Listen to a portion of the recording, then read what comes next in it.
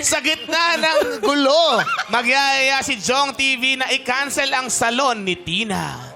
Mga kabata, mabuti pa. X na natin to. Oo. Yes, itong salon na to. Totoo yan, Tara na. dapat.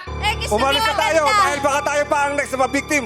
Let's Hindi go! maganda ang salon na to. Tama. Hey! Hindi pwede yan. Bas, Kailangan Hindi maganda. Isa to eh. Exit kayo. Sandali lang. Ito salon na to. Hindi maganda ang salon na to. Sa'yo na yung... Ayoko ng cookie mo! Ay, sige, sorry. Exit kayo. Naiwang malungkot si Tina kasama sina Cindy at Madonna. Ay, Pang tayo. MMK ang emote nila.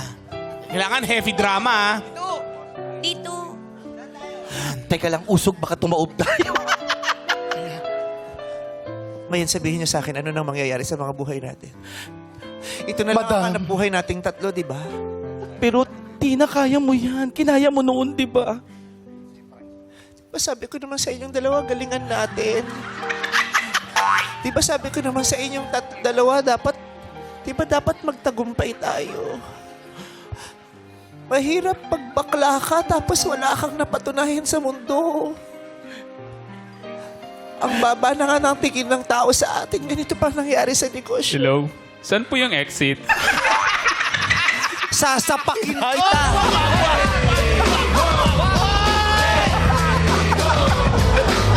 Sasapakin mo yung tago! Customer yan! Walang yaka! Kaya... Daot ka! Kaya ka pinapak ng mga kalapati sa pisngi. Ganyan ka!